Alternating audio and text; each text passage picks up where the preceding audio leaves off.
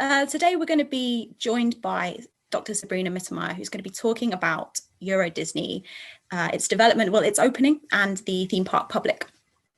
And I'll talk a little bit more about what Sabrina's going to talk about in a bit. But first off, I just wanted to do a bit of housekeeping and some general kind of introductions to us. I know some of you will have come to our events before, but some of you may be brand new, so I'll give you a bit of background as well. Basically, this event is organised by the Midlands Network for Popular Culture.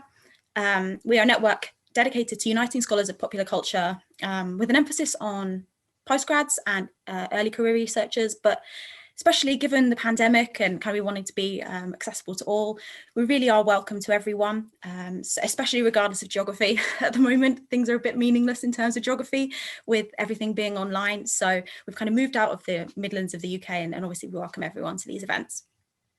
And our events tend to be monthly at the moment. So we sometimes do lectures like this, but also varied events like roundtables, works in progress, panels, things like that. And of course, if there is anything that you're interested in seeing, we're happy to sort of go ahead with that too. And we also have an annual forum too, which will be taking place in August.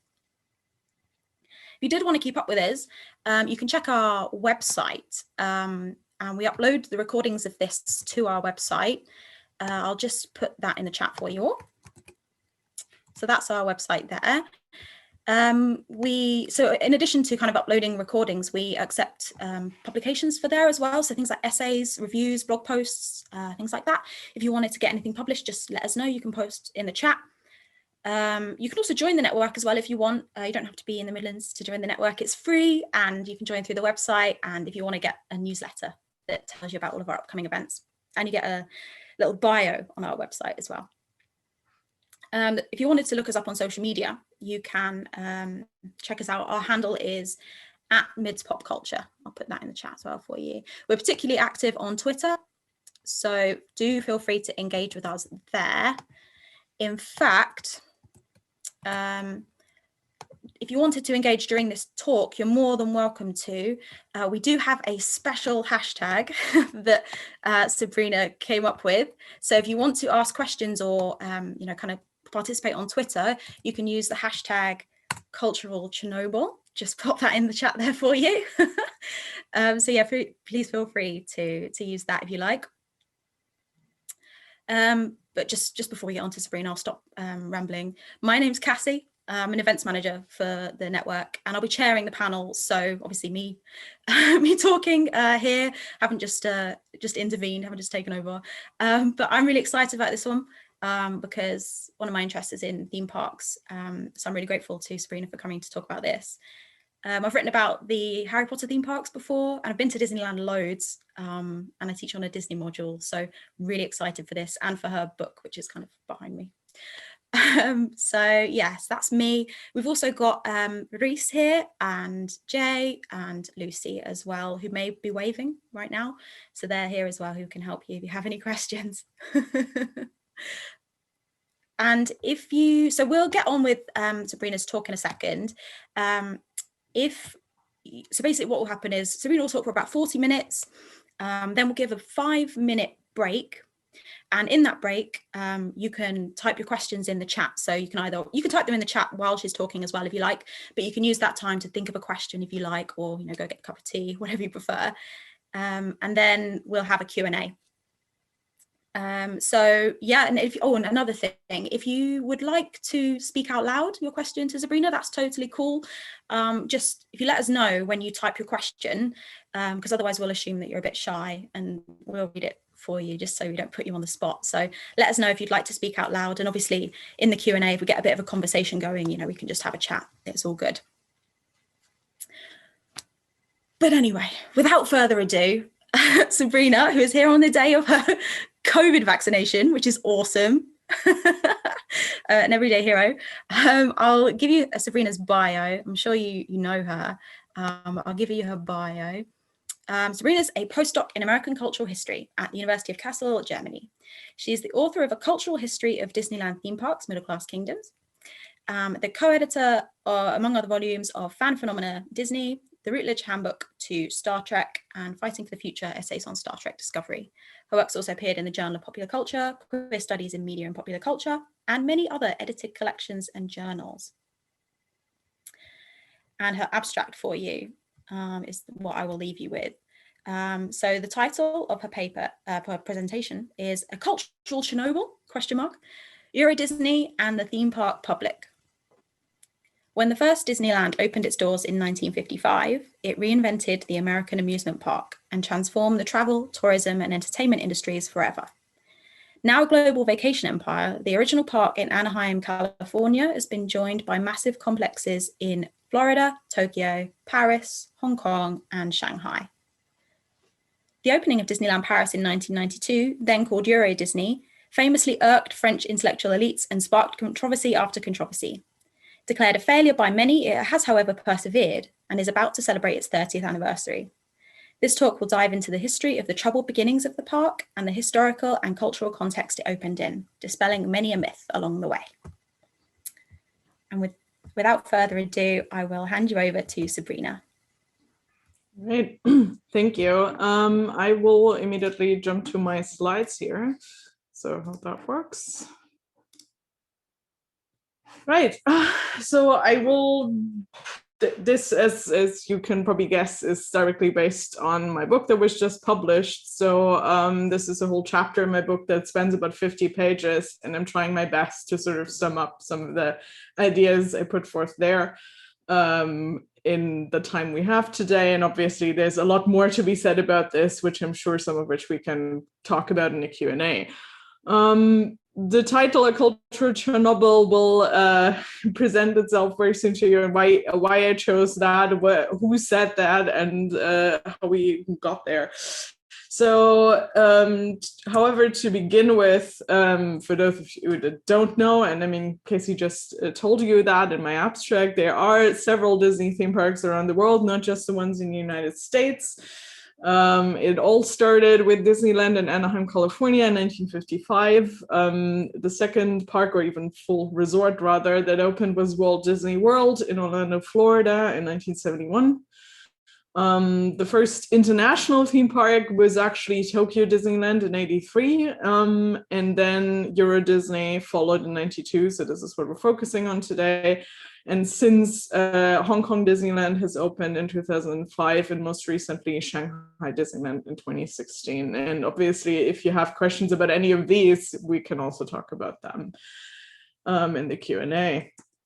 So EuroDisney, as it's no longer called, but this is what the name that was picked for it upon its opening in 1992. Here you see some sort of the logos and artwork from that time, very early 90s in its color scheme and fonts. And yeah, how did all of this start?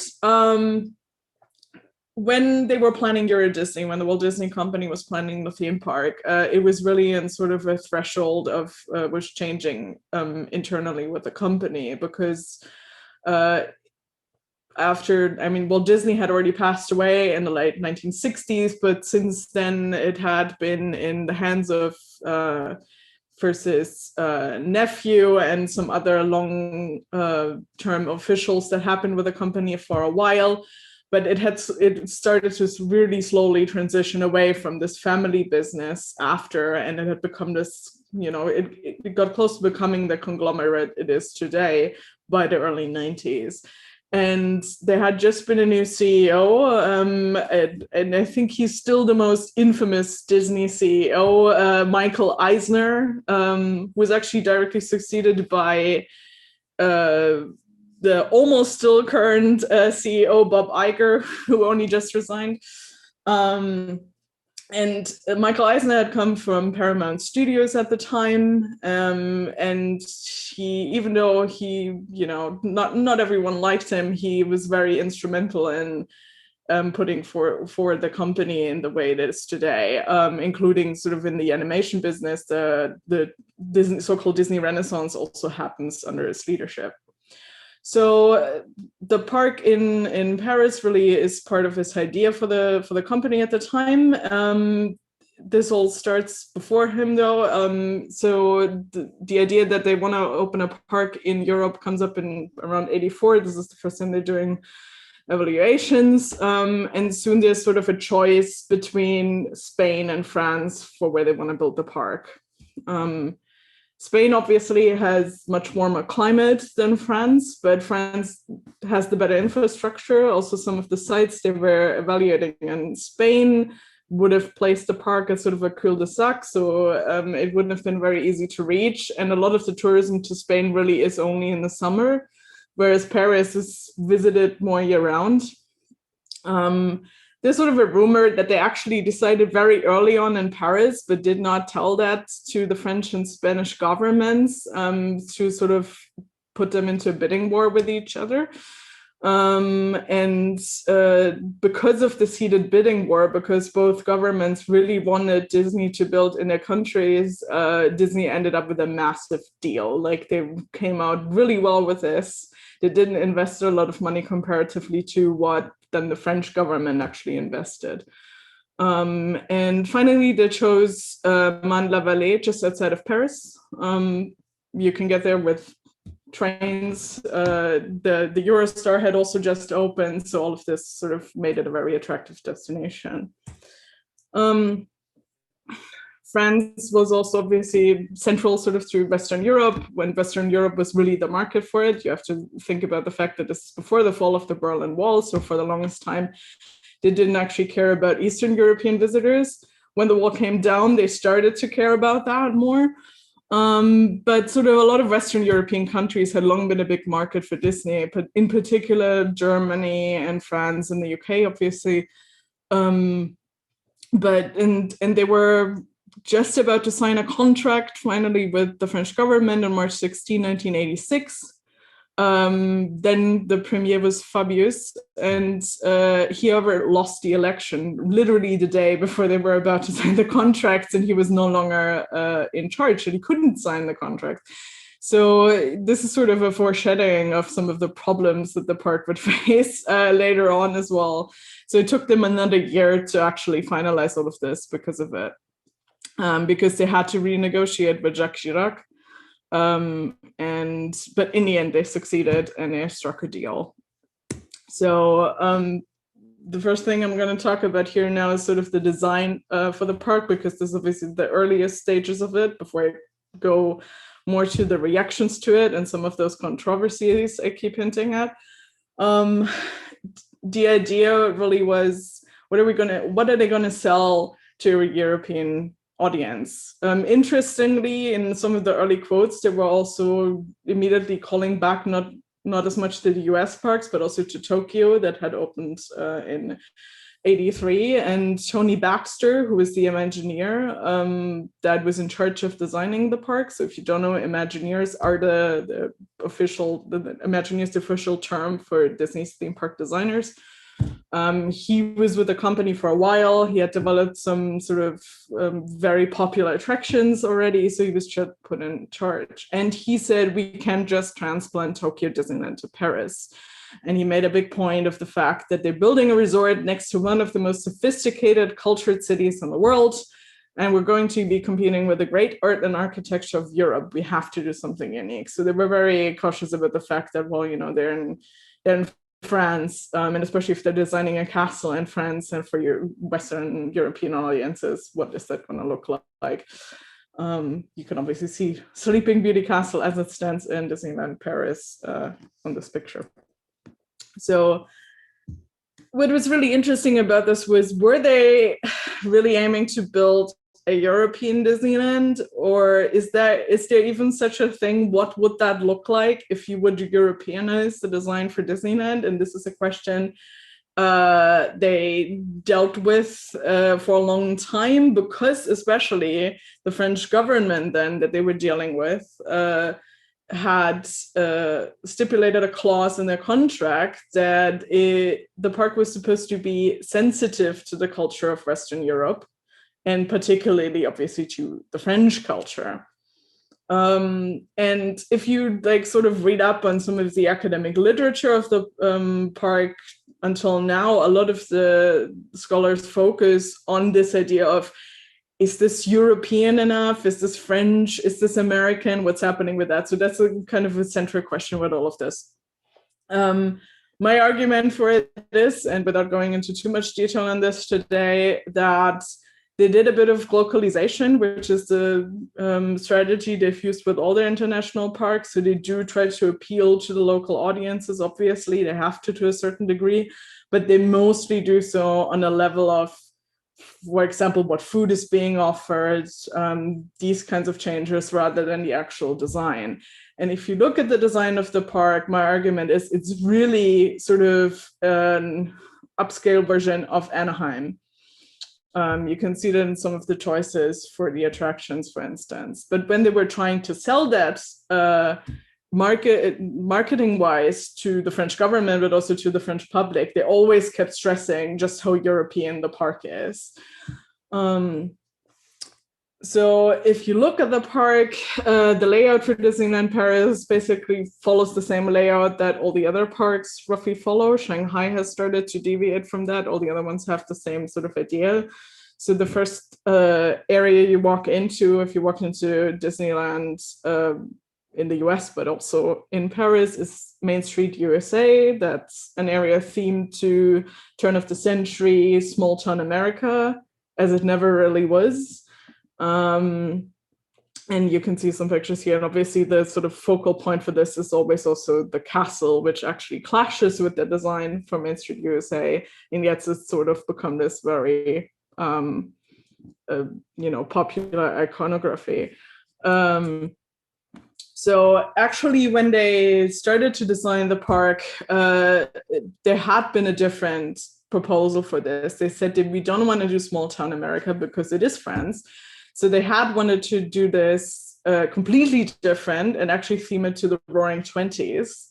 But Eisner thought that sort of, Roaring Twenties, the jazz age, wasn't going to be family friendly enough. Because, the idea of sort of the gangster culture and the film The Untouchables had just been released, and sort of this was the imagery that was in his mind, and he said, this is not gonna fly, we're not gonna do this. So they came back to the original idea. The only really changes to the overall design is that on the sides of the street you now have like covered arcades. That's really to account for different climate and to improve guest flow. And otherwise there aren't really that much differences. They even went back to Herb Ryman, who had been an Imagineer on the 1955 Anaheim Park, to draw the spirit of Main Street. So they were really going back to the roots. The section, if you walk down Main Street, turn to the left, is Frontierland. That's also sort of the classic Disneyland area. It has some of the staples, like the Mark Twain riverboat that you can see, Big Thunder Mountain, which is an attraction that Tony Baxter had designed as sort of the centerpiece of this land, and sort of the kind of obvious haunted house structure you see there is the Phantom Manor, which is themed a bit differently than in the other parks, but it's sort of also a staple of Disneyland since the 60s. They had originally thought they were going to call it Westernland, which is actually what it's called in Tokyo, but they found out through audience studies, that marketing studies, that the idea of the frontier was actually something that Western Europeans were familiar with. Most of this obviously because the Western genre in film was popular here as much as it was in the US, particularly in the 50s, particularly with the baby boomer audience. Germany, for instance, also has the Karl May books, which are massively problematic. I'm not going to get into them, but sort of there is that shared love for the Western genre. The only thing that they did with it, they shifted it more towards the Southwest. They wanted to give a bit of a bigger presence of Native American culture in all its problematic ways that Disney would try to do that. And they gave it a gold rush theme. And the other section is Adventureland, which is, most plagued by colonial imagery in all the parks. They really shifted also to the French colonial looking here, sort of obviously Aladdin was also going to be released shortly after, and you can sort of tell with the theming here for Adventureland. And on the left, the other side of it is really sort of classic, more Peter Pan, Neverland stuff that had also been in the original Anaheim Park. One big omission from Adventureland, if you know anything about Disneyland, one of the most popular attractions is the Jungle Cruise, that they didn't do. Some people speculated that, oh, you know, they don't want to go full on colonialism with this. This is all passé. If you look at the rest of the land, that's just blatantly not true. One of the reasons that they probably didn't do the Jungle Cruise for the park was that it costs a lot of money, because you need a lot of artificial, like, you need a lot of plant life, you need artificial water. It's a big undertaking. And the other reason was that actually there are a few theme parks, particularly in Germany, that have copied the Jungle Cruise ride, and they had copied it by the early 90s, and they had already done so in the 70s. So there was a fear that there was an audience coming to Disneyland that had already been familiar with sort of the copy of the Jungle Cruise, and that would badly reflect on Disneyland, because it would look like Disney was copying them. So yeah, as you can see, North African and Moroccan influences, as I pointed out here, again, sort of French colonial imagery very central. Fantasyland is the area that's behind Sleeping Beauty Castle. That's really where you can find a lot of the Disney animated characters, a lot of rides based on them. I mean, they've really spread to other parts of the park too, but this is where you found most of them in the 50s. And they're really also going back to a lot of the designs from 50s Anaheim with that one, because there's a big focus on Alice in Wonderland in this land. As you can see, there's a maze based on Alice in Wonderland that's actually unique to this park. And yeah, this is kind of, Disney medievalism at its best and worst.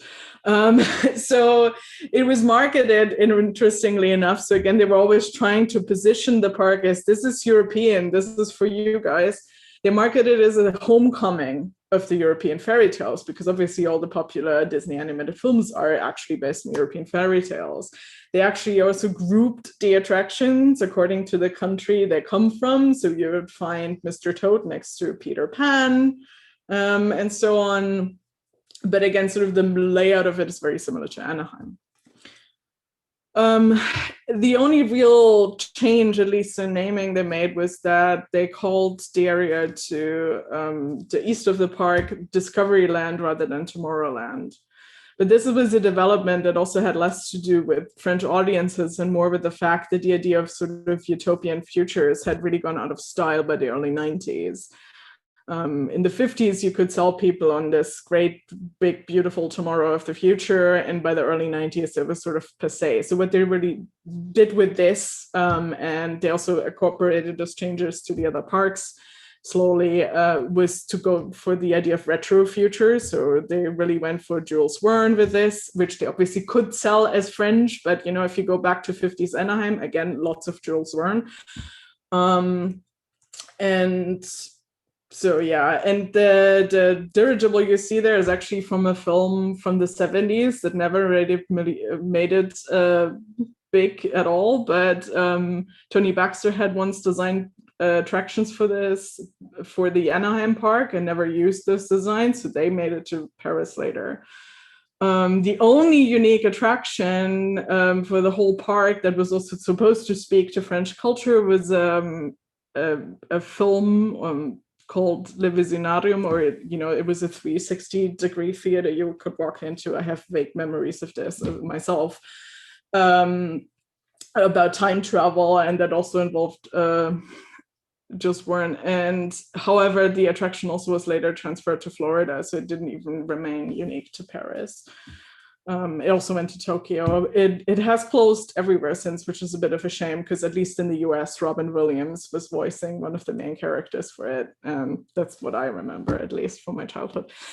All right, so, and to give you another overview, they had always positioned this also as a resort. They really wanted people to stay there, and this is also what became a problem later. But this is sort of a current state of the resort now. So there's Disneyland Park. There's, since the early 2000s, there's been a second theme park called Walt Disney Studios that the company has recently also announced big expansions for. I'm not sure they're happening anymore because pandemic. And then they have a vast, there's the Disney Village that has shops and restaurants, and then there's tons of resort hotels. So I'm just going to briefly show you a little ad that was put out around the time the park opened for a UK audience, just because it's always nice to look at things from the early 90s. So here goes.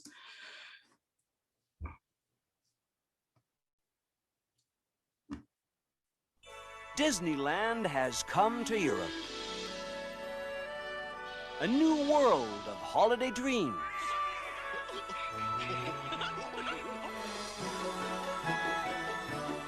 Come and discover the magic.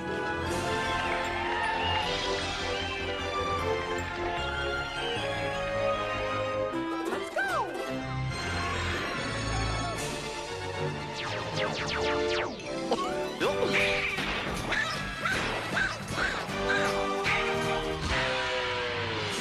EuroDisney Paris, the most spectacular holiday in Europe.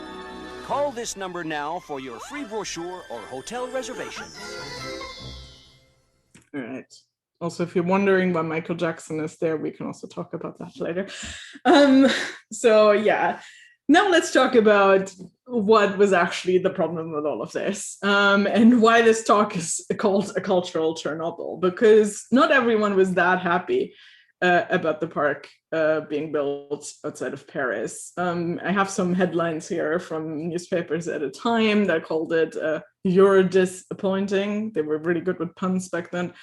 And yeah, what had happened was that specifically from a left-wing sort of intelligentsia, intellectual elite, there was a lot of criticism of this long before the park even opened. So in the sort of late 90s, late 80s, early 90s. I'm just going to give you a few quotes from people that also obviously made the rounds in the newspaper. So writer Jean Cao called it horror made of cardboard, plastic, and appalling colors, a construction of hardened chewing gum, and idiotic folklore taken straight out of comic books written for obese Americans.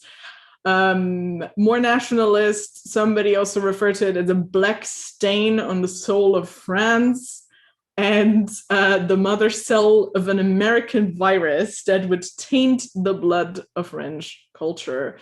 And it was also referred to by a theater director called Ariane Mushkin as a cultural Chernobyl. So what had happened there? Obviously, a lot of the claims were based on the idea of this is American cultural imperialism. We don't want this here. And I'm not completely refuting the idea that American cultural imperialism isn't happening. It definitely is. And it's also definitely a problem. But there's a specific French context to all of this. There was always a lot of anti-American sentiment in France, or not always, but specifically also sort of in the post-war years. It was especially fueled by Charles de Gaulle when he was president.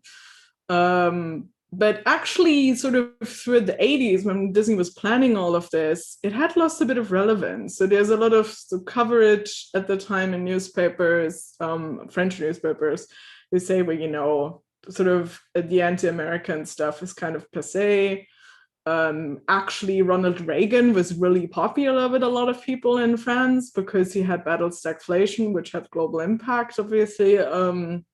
And there had been a bit of a shift, sort of, who was seen as the antagonist. The US was no longer so much seen as a threat as it had been before. There were still tons of stereotypes French people and obviously other Europeans too have about Americans. But there was a lot of focus in France at the time more on sort of the threat of Soviet totalitarianism. Obviously, all of this is a Cold War context still, right?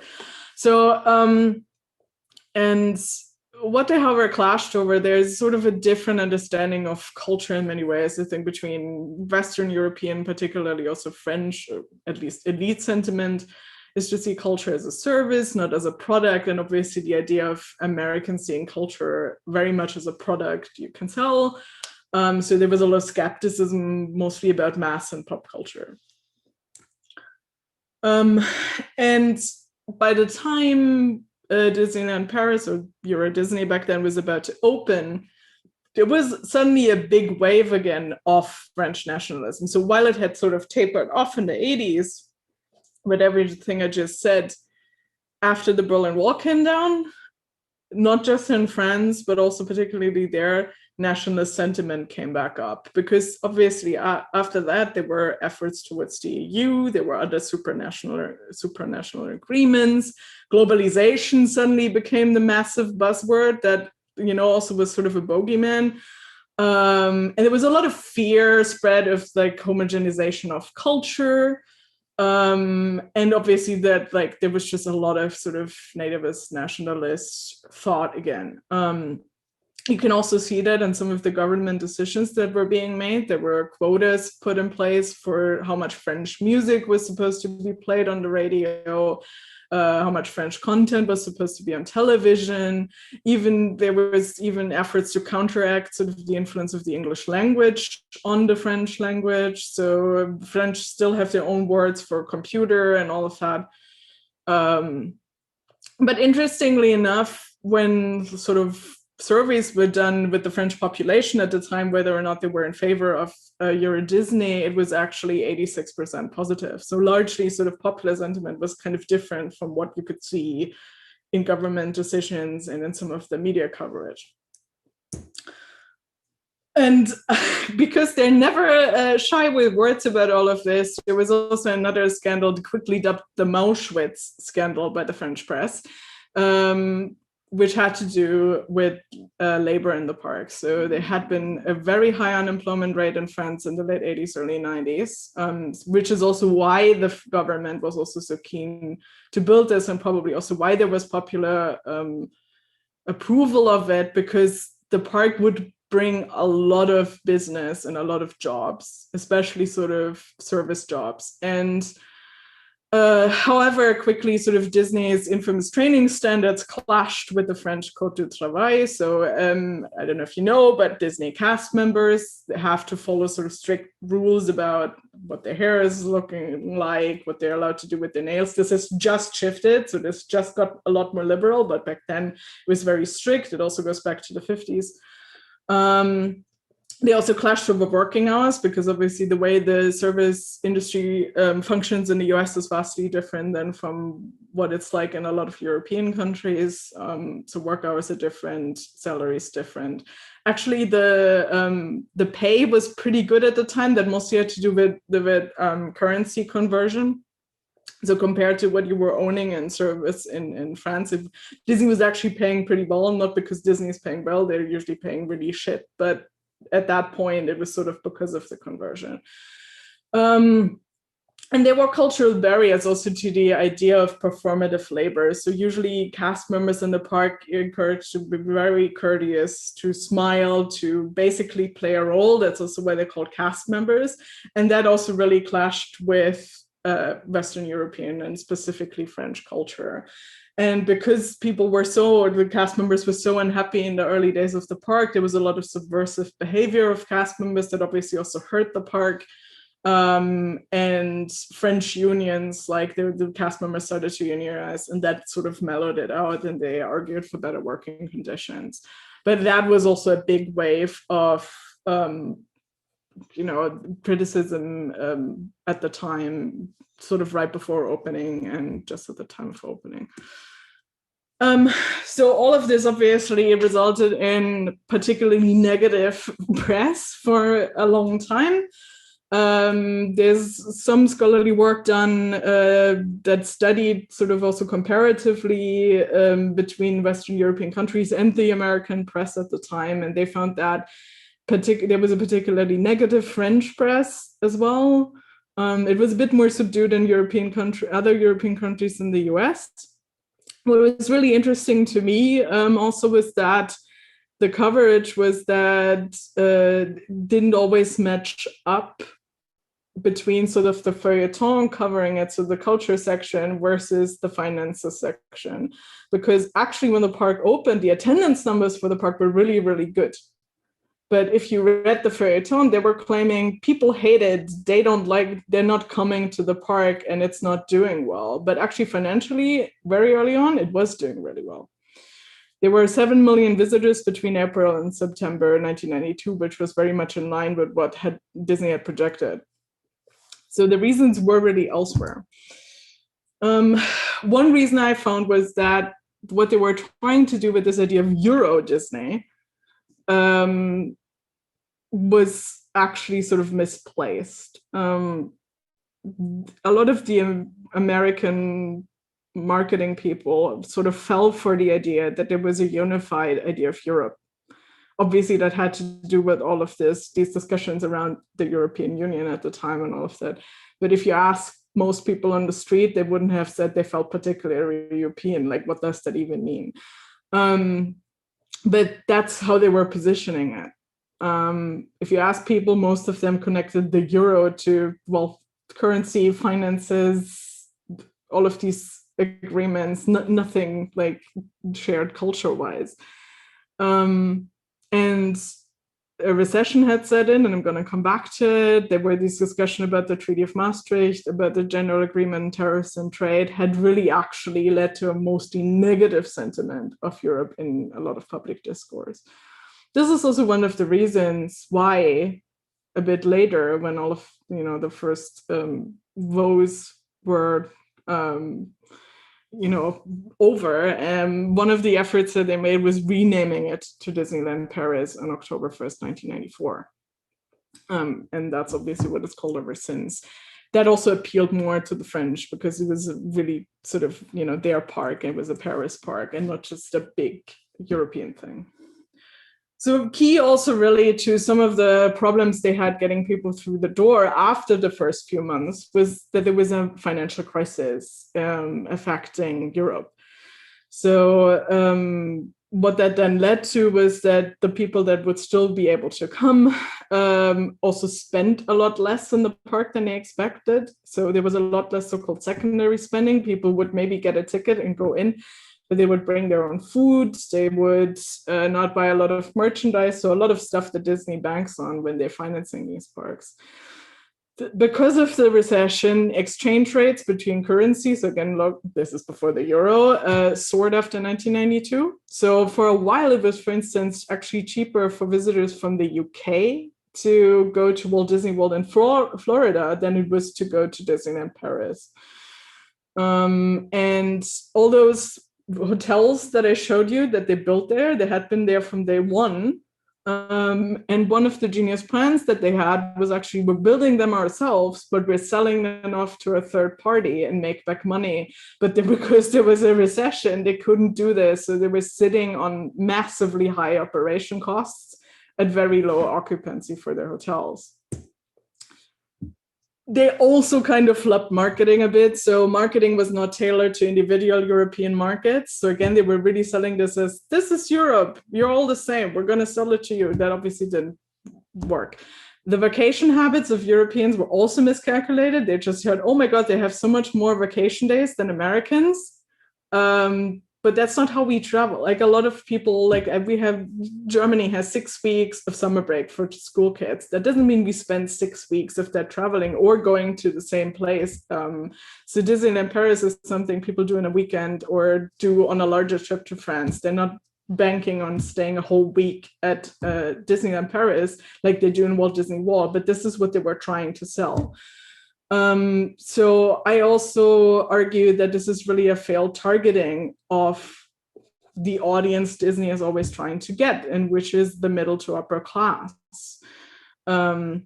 Because the resort concept really is a fundamentally middle class concept. And instead they got a lot of visitors who came on bus tours, so for the day, and again, people traveling in their own cars for a while, staying for a few days, moving on to Paris itself, to a different country. And so they were just marketing this wrong, and they were also not selling out their hotels. And then there's this idea of the theme park public, because some of the coverage at that time really then frames it as, Disney was not reaching a theme park public. And this is what I sort of latched onto and was like, what did I mean by theme park public? And I think this is a very classist term, because with a lot of the framing, and this is scholarly framing from a lot of economic scholars, they were like, well, people who go to theme parks are lower class. And this is really what they were saying. And obviously Disney was not interested in an audience. They're always interested in middle to upper class, and those expectations of visitors in Europe and their own sort of marketing and planning did not match up. So they had to retool everything. It finally started working. I mean, the recession also stopped or got better at least. But what they did also, in addition to renaming, is that they repositioned it as, quote, the #1 European destination for short duration of 1 to 3 days. And interestingly, then they started to say, one of their primary messages is, after all, that EuroDisney is affordable to everyone. And this is not something that they would ever, I mean, A, is still not true, but B, this is also not a framing you would ever see for any of their other parks. But yeah, this really helped. They also replaced a lot of sit-down restaurants with quick service, all of these things. So they really started to retarget this to a vastly different audience to make it work. So what is the aftermath of all of this? It actually got really bad. So again, sort of the early few months in 1992 were fine. Then the recession hit. It also was winter, and in winter the numbers really fell. So for a moment in 1993, Michael Eisner had to actually consider closing the park, and imagine the impact that would have had on the company. I'm not sure they would have recovered from this. So they didn't do this, obviously. They did all of the other things I just mentioned, and that worked out. There was also management change. The important thing here is that EuroDisney is a 49% share, was a 49% shareholder company, so that was a lot of influence. That also shifted, obviously, some of the financial burden away from Walt Disney Company. And they really restructured that shareholding stuff too, and that also actually had a lot of negative impact later on. We can talk about that more if you're interested. But recently, actually, in 2019, Walt Disney stepped in again, and they refinanced the whole park. And now they're actually the sole owner of the park, which is interesting going forward. And they're really pumping money in it. But sort of the restructuring and the shareholder stuff also became much more important because of the bad start that they had.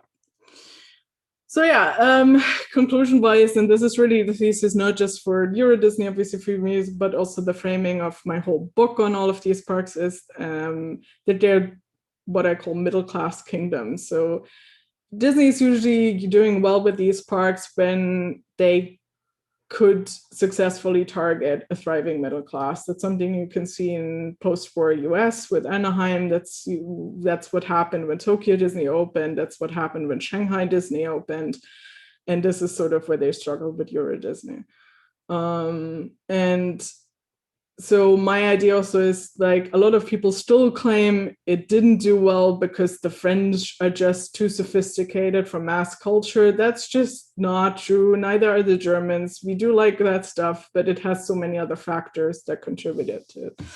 So yeah, and I'm going to end on a shameless plug, obviously. Again, my book is available with Intellect in the UK, with University of Chicago Press in the US. It's fairly affordable, but also it's just become available open access as an ebook. So you can actually find a PDF of it online for free. And I'm also currently editing a collection on Disney fandom. So I spoke about this less. I know it was in the headline for the talk today, but we can definitely discuss it. And I think Rebecca Williams is here, who's really the author on Disney fandom. So if there's any questions I can't answer, Rebecca might be able to jump in for me. So yeah, thanks everyone for listening. And I'm really looking forward to questions. Fantastic. Thank you so much, Sabrina.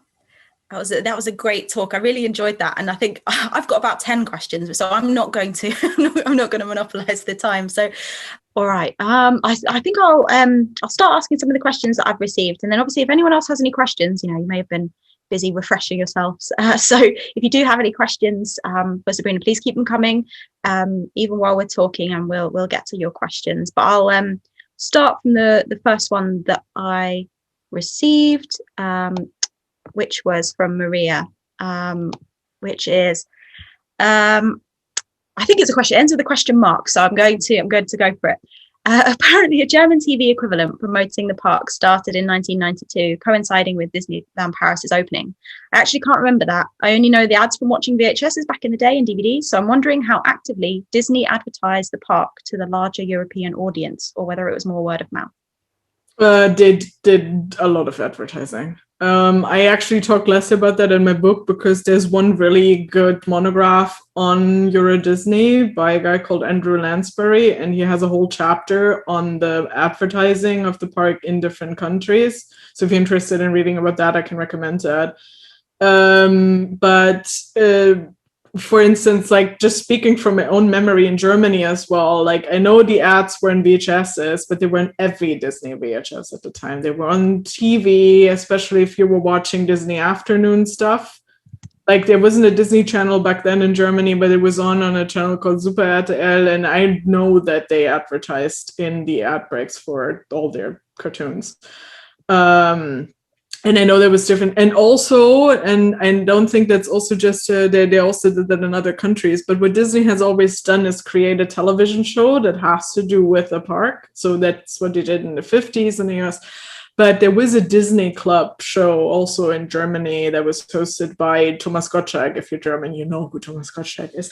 And he always, like, they always showed a film as well, but he always started standing somewhere or quite often was on Disneyland Paris rides, and so it was always, I think, definitely drilled into Disney consumers' minds that this park exists and you should go.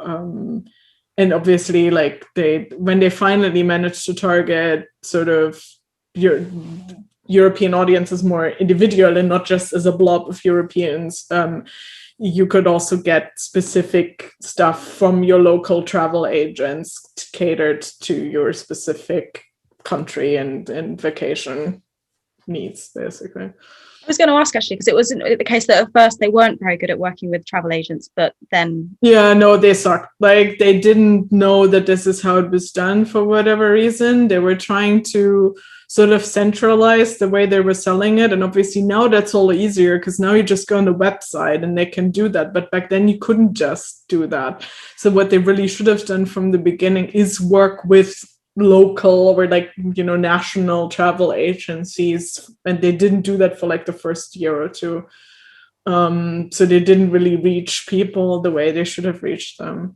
I also remember definitely sort of having a catalog from like a German big travel agency still, not until like even 5 to 8 years ago or something, you could still get the catalog every year of the hotels and all of that stuff. Fantastic, thank you. So our second question that I have is from Philip, which is the IAAPA consistently puts Disneyland Paris at the top of the list of European parks with most visitors. How do you feel that relates to the claim that for years the parks didn't make enough profit? The first thing is that it wasn't always that true to begin with, as I hopefully pointed out. Like it started to do really well, and then it really dipped for a number of reasons that weren't just like Disney's fault. And then they came back fairly strong. And now I know they're doing really well. I don't know. I don't have exact numbers because it's also difficult. I mean, Disney has to release their shareholders report every year, so they do include that in there. But otherwise, it's a bit difficult to get any numbers. But they can't be doing that badly. Like it's still they're coming up on their 30th year. They're always doing big anniversary celebrations. They will definitely do so next year. Especially since the parent company refinanced everything. Again, there's technically still, and they haven't said anything about them as far as I know. massive expansion plans for Walt Disney Studios that would include a version of Star Wars Land, or Galaxy's Edge as it's called, a version of a Frozen Land, all of this stuff. I hope they still do it. I would love to see it, but I don't know if that's been impacted by COVID. I know they're still busy renovating all of their hotels. Most recently, they announced the retheme of the big Disneyland hotel that's at the entrance area of the park. Not knowing the actual visitor numbers off the top of my head, I know it started to improve at least as early as 1994. So I don't think it's doing badly at all. I was thinking about the European context of it. I know mainly the UK context. In the UK, our idea of theme parks is kind of a lot less themed, I suppose you might say. Whereas there are obviously competitors to Disney in the US context, definitely, that have kind of followed the Disney model more. Would you say that that is something that's maybe why it's top of the list in Europe, because it's kind of got that, it's maybe seen as more unique, or very much like kind of got this bigger brand presence? Yeah, I think so. I mean, I know that there's a lot of sort of established theme parks in Germany, in the Netherlands, that have also leaned a lot more into theming, especially in more recent years. So that's also, so there is a competition. They know what the competition is, even if they're one country over, basically, but they know people travel. So Fantasyland in Germany, for instance, is doing a lot with theming. Europa Park is still doing less of it, but they've started to get some really good, like, sort of more immersive rides. Efteling in the Netherlands, I still haven't been there, but I know it's like really leaning into this kind of immersive entertainment.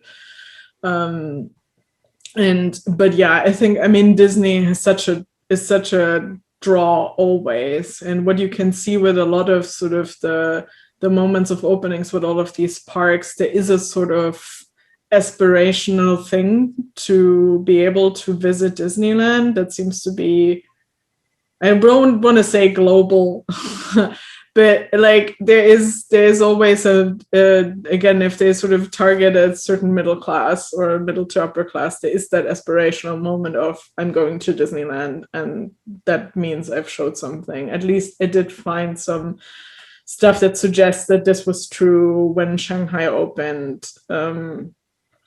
And obviously, it's always a bit decentralizing to say so, because it's definitely not the whole population of China either. But, you know, there's at least there is an existing target audience that's keen on going, and it's a status symbol of some sort. Like, you know, it's still a brand, and yeah.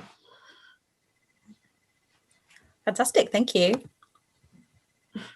And I've got a question from Val, who would love to know more about the reason why Michael Jackson was in that clip. Well, the reason is an attraction called Captain EO that was in Paris at the time, that was also part of other parks around the world. It also did really well in Tokyo. I mean, Michael Jackson was a global superstar early. And it was actually a film directed, and now I'm gonna mix it up, by Coppola, I think. And you know, and there was a lot of, like, it was a big buzz because Michael Jackson was in it. It was really, really popular.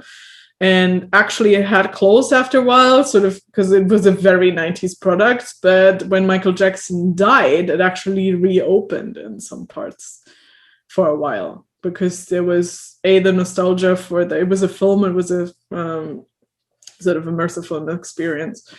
But yeah, that's why Michael Jackson shows up there. And I think that's obviously intentional that they would put him in the ad, because back then, I mean, he was the thing. I mean, there's been a lot more, you know, come to light about him since, but back in the early 90s, like, that was, Michael Jackson himself was a brand.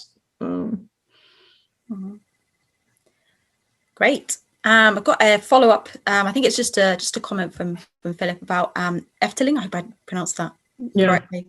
And it has an interesting case study to compare to Disney, and a factoid about the marketing manager at the time gleefully repeating the Cultural Chernobyl quote to contrast perceived cultural imperialism from the US to seemingly authentically Dutch Efteling. Yeah, I'm not surprised. I'm pretty sure the theme parks would have picked up on that too. I don't know if like Europa Park in Germany did in any way, or I mean, Europa Park in Germany blatantly copied a lot of popular Disney attractions. Their park icon is literally a clone of Spaceship Earth and Epcot. They have the same park icon as Epcot. I'm still surprised that worked without Disney suing them. And their park mascot is a mouse. Is that the globe, Spaceship Earth, the silver globe? Yeah. Yeah, and it also works because obviously Universal's has got an actual globe as well. So yeah, it's a lot. Just had another question come in from Robin. Do you think Disney did have or will have plans in the pipeline to open another theme park? And if they did, where do you think it would be? And what lessons would they have learned from opening Paris, Hong Kong, and Shanghai? That's sort of a always popular question. I know that for a long time there were speculations about them going to somewhere in Latin America. I don't really see that happening quite yet, because again, sort of you would have to find I'm not sure if they would find a country right now where they'd want to be in terms of getting that target audience. I know a lot of the Disney World gets a lot of Brazilian visitors, for instance. And I mean, now post-pandemic, everything is different anyway, but I think this is maybe what they would keep in mind. Obviously, Dubai is a big theme park destination now, but I also can't see them going there necessarily. I don't know. I'm sure eventually they will build another one, but I know that right now they've been before the pandemic, at least been very invested in sort of expanding what they have. I know that Shanghai from the beginning was set up as a venture that will eventually span at least 3 parks and more resorts and all of this stuff. So I think they're really going to invest into Shanghai because it's like, Shanghai is crazy. I mean, it costs a lot of money and it recouped the money in a year. So, you know, Tokyo is also massively popular. They made the mistake of basically just having a licensing deal there, but I know that they're also vastly expanding there. Hong Kong has really stepped up and has gotten a lot of cool new things in the last 10 years or so. So they're really investing in that. They're doing Marvel everywhere now, including in the US where they can. And, you know, I think they're going to keep investing in that, especially now post-pandemic, where they're going to be a bit more careful about big investments, I think, because, well, they lost a lot of money. And I mean, it's Disney. They should have the money, but that's not how it works. Like, if one division of the company doesn't rack in as much, they're not going to pull it from a different section of it. I don't even think that works legally. I'm not sure, but they wouldn't do that, especially not Bob Chapek, who's the current CEO. It's kind of sort of, because Bob Iger seems to linger, but you know. Yeah, like a disease of some kind. So if it's expansion seems to be like the general strategy. You said kind of towards the end of your talk that Disneyland Paris ended up kind of minimizing, kind of, you know, reframing themselves as being a short stay destination. Has that changed now? Is Disneyland Paris going to the same kind of direction? I think so. When they opened Walt Disney Studios, obviously that had always been the goal, that there would also be a second theme park given all of these hotels they had built, but they had to delay that so massively because of that. So I think now usually people do stay longer than just a day, at least sort of what I gather. I don't have any numbers. I mean, my thing really was with this, I do keep up out of interest, but I haven't really looked in depth into sort of more recent stuff, like from a scholarly perspective. But I don't think they will ever get to a point where people are like, I'm going to spend a week at Disneyland Paris. I'm sure some American fans might, but that's a bit different. But sort of the general audience, probably not. Fantastic. And have a question from Reese. Hi there. Yeah. Well, first of all, I want to say history of the Tokyo theme park, as well as the Captain EO film, Michael Jackson. Absolutely fascinating history behind that. You could do a talk all by itself on those two things, but I'll keep it more relevant for now. So my question is about Tony Baxter's integration of French culture into EuroDisney. So Tony Baxter, the exec producer of EuroDisney, as well as Walt Disney himself before him, drew much of the inspiration for their projects from Jules Verne, and had done for a couple of decades prior. Now, Verne's novels, along with those of like H.G. Wells, popularized the sci-fi genre and steampunk culture too. And it was only 4 years after Walt's death that 20,000 Leagues Under the Sea opened in America. So you've got EuroDisney opening Discoveryland, which, as you rightly said, replaced Tomorrowland. And it was sort of, designed by Tim Delaney and overseen by Tony Baxter. And it solved one of the biggest issues of the park, which was that technology was no longer catching up with the theme and rendering that technology obsolete. Because instead of, Technologyland or, Tomorrowland rather, you've got Discoveryland, an emphasis on discovering new things or looking to literature for new discoveries. So how important do you think that change was to the success of the park and its longevity? I think it was a very relevant change. I mean, crucially, they didn't just make that change there. I mean, they never renamed any of the Tomorrowlands, but like they incorporated so many of these changes into the US parks because of this reason. And I mean, actually, the original sort of Nautilus attraction had been in the park since either 55 or 56. So it was there really from the beginning. And crucially, so like Tony Baxter, I actually wrote a chapter on this a long time ago, had a concept, and I briefly hinted at that, called Discovery Bay, that was going to be a whole land for the Anaheim park. I remember, yeah. Yeah, that included the dirigible I showed from Island at the Top of the World, that film that wasn't that popular. But also a lot of this sort of steampunk, retro future, Jules Verne inspired stuff. And they'd never built that, but he was in charge of EuroDisney and was like, well, we're going to build it here then.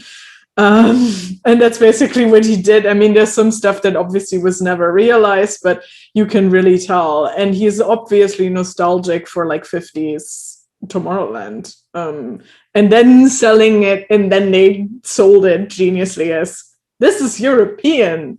And I mean, of course it appeals to, but it's really, if you look at Tokyo Disney Sea has a whole land centered on exactly those IPs. So I'm definitely of the opinion that it was a master marketing move by them to focus on that. So. Yeah, and the homecoming of the fairy tales, that was also really something they started pushing as soon as sort of the criticism mounted, and also criticism from the government. And I mean, you can tell that this was really happening while they were opening, because originally Phantom Manor, so the Haunted Mansion version, Paris has had a ride voiceover by Vincent Price. But very soon after opening, they were like, well, all of this has to be French. And then they re-recorded it with some, I think, fairly unknown even French actor. And funnily enough, since they refinanced the whole park, bam, Vincent Price is back. That was one of the big things from 2019 or so. So now, and all of this was like kind of on the back of the whole 49% ownership. Yeah. Again, sort of the shareholding really, I think, destroyed a lot of the park, because I mean, the biggest shareholder for a long time was a Saudi prince, and he was known. Really? Yeah, and he was known for holding court there, basically. You would run into him. Like, if you knew who he was and who, sort of his entourage, they would always be there. He's a massive character fan, so he would have all these private character meets, but that was sort of the focus. Yeah. I genuinely never heard of that fact before. That's fascinating. Oh, yeah. Really, really cool. I'm forgetting his name now. I would have known. I mean, and I know somebody who was vaguely in his entourage for a while, but it's like, yeah. But that's gone now. Like, again, it's all in the hands of the Walt Disney Company again. So the leadership has also really changed. All right, I've really, thank you. Thank you. Massive fan, Sabrina. Thank you. Yeah, and Tobias has come in with a question as well. So what were the lessons that Disney took from their experience with EuroDisney that they later applied to their expansion in Asia?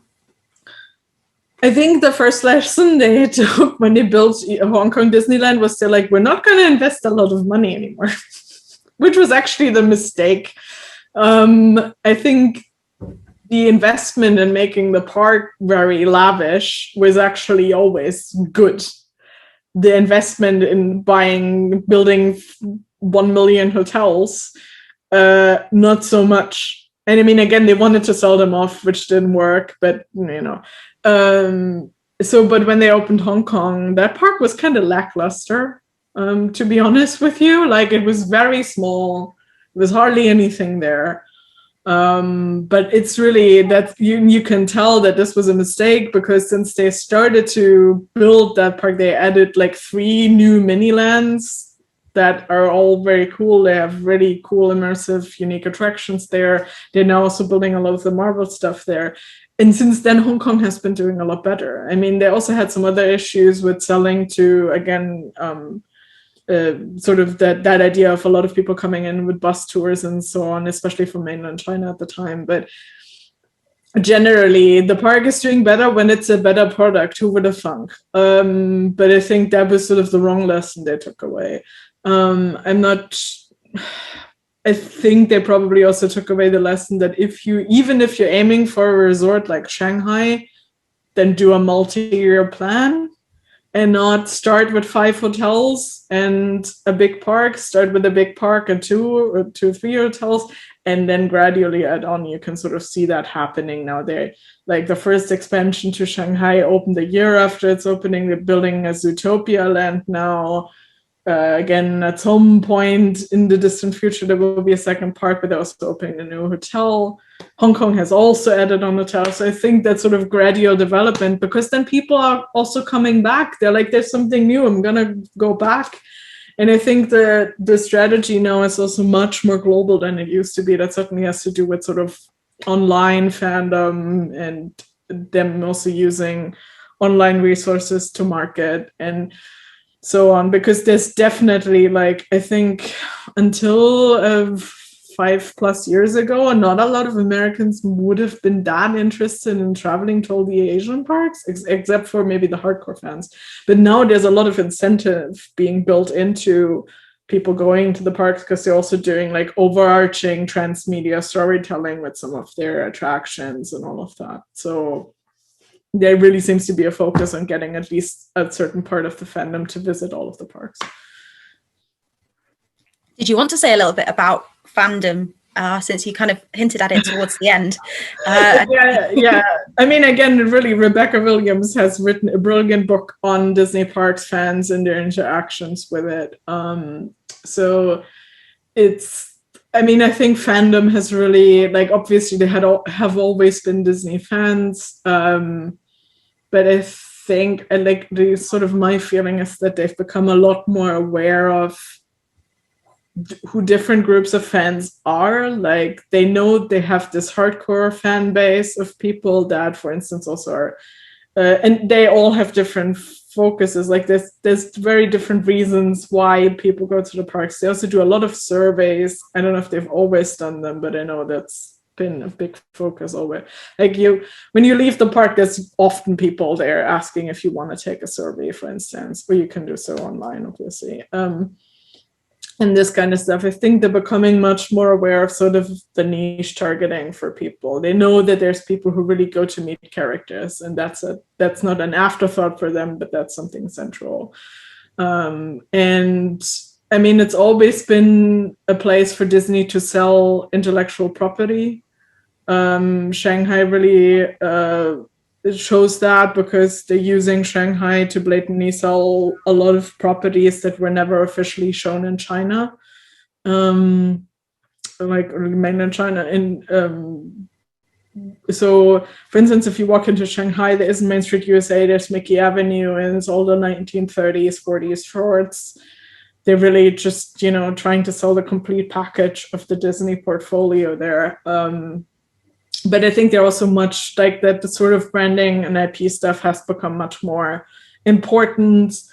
also given how the conglomerate has been expanding, because now again, Marvel is a big central thing. Star Wars is a big central thing. And they've had a Star Tours attraction. You even saw it in the ad for EuroDisney.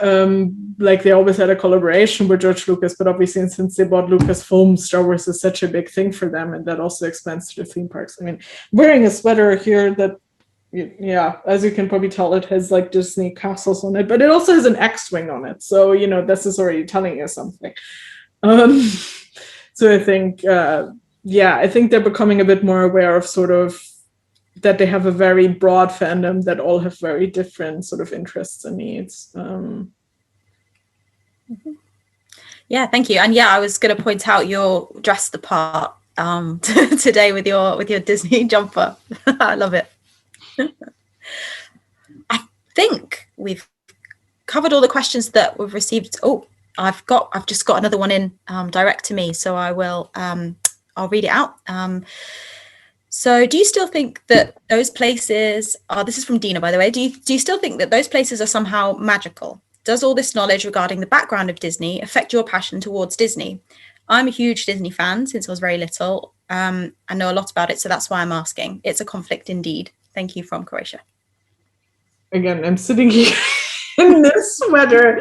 So yeah, it's like, it's weird because I think having the background knowledge just made it more fascinating for me when it comes to the design, when it comes to sort of all of this.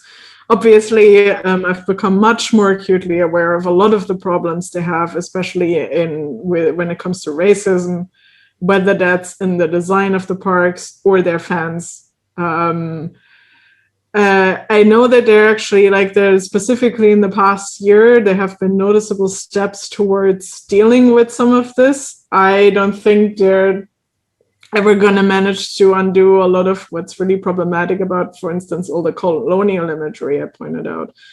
But it's noticeable that they're trying, at least. Like Splash Mountain, that was infamously based on the Song of the South, is now going to be rethemed to Princess and the Frog. The Jungle Cruise is being redone to have less problematically racialized imagery. But yeah, I mean, I definitely see those things. I don't condone them, but it's still, I'm still a fan of all of this stuff. I mean, not the racism. I'm not a fan of the but I'm a fan of going to the parks. I'm a fan of being in these spaces. I really enjoy it still. And again, I keep coming back. And I mean, there's an ongoing scholarly interest, but still, it's also definitely just, it actually still is an escapist sort of place for me too. So it keeps working somehow. It's a difficult line, isn't it? I think maybe, for a lot of scholars of popular culture and the kind of problematic elements that come along with that, no matter what you're kind of studying. I definitely had the same with Harry Potter, doing my research on Harry Potter, obviously a big, hot, sensitive topic at the moment, which has really dampened in some ways my enthusiasm for it. But it's kind of, it's a very difficult line to walk, being a fan, but acknowledging those problematic elements and still being able to keep the critical distance that you need as well to be able to write on something and let the evidence speak for itself. Stuff. Yeah, it is. I mean, I think that's always the scholarly curse. I mean, I also can't watch television anymore without acutely being aware of everything that's wrong with it. But usually it still doesn't dampen the fun. I mean, there's some stuff that's certainly been, I've been very glad to see some of the changes they're putting in, because it's been a bit jarring with a lot of this, including, for instance, Pirates of the Caribbean, the sexism there and the very problematic imagery of selling women. It's also just gross to see how many fans, I mean, and they are fans, but I don't want to be that kind of fan that you're ruining my childhood because you removed all the sexism and the racism. That literally, that Orlando Sentinel piece that was very that was shared widely a few weeks ago, for instance, kind of shows that type of Disney fan that definitely exists. And I'm kind of glad that it at least looks like the company's becoming less and less interested to at least specifically cater to those guys. I mean, they're always walking that line of trying to appeal to everyone, which always means they will eventually appeal to no one. But at least I think they're becoming aware that some of this stuff is just not going to work anymore. Thank you. Yeah, great answer. I was in a bit of a coughing fit in the middle of your talking there, so just recovering. But yeah, thank you very much, Sabrina, and thank you to everyone for all of your questions as well. Yeah, it was a fantastic talk and really great to hear about your work. So you plugged your two books that are coming up at the end. Did you want to plug your Twitter? I can't remember if you did already. I haven't. It's just my name, really. It's S_Mittermeier. But if you type in my name, you will find me. There we go. So yeah, if you want to hear more from Sabrina, you can follow her on Twitter. But yeah, we'll come to an end there. I know Reese wanted to say something just before we end, our co-director. So I just wanted to say thank you again, Sabrina, and thank you to everyone. And then I'll hand over to Reese to do some final remark. Yeah, fantastic. Thank you so much, Sabrina, for that amazing talk. Really enjoyed that, especially the Q&A afterwards. Great to see so much interaction. But I just want to take a quick minute to say thank you to Cassie Brummett for her wonderful hosting. She's just joined the Midlands Network of Popular Culture as our new events manager, along with Catherine Parsons, who was doing all the interaction on the Twitter side of things during this talk. So thank you so much for you both. And Lucy Hargrave will be knitting together the video to put up on the website afterwards. So if any of your friends were unable to attend the talk, then please just head over to the website. We'll have the video up before long where you can access it. And then that's it from us, really. And I think it's our first session with Jade Martin and myself as the co-directors, as you just said, Cassie. So yeah, fantastic to see such a great big turnout on our first session. Really pleased to have you all here, and looking forward to all the great events we've got coming up in the future.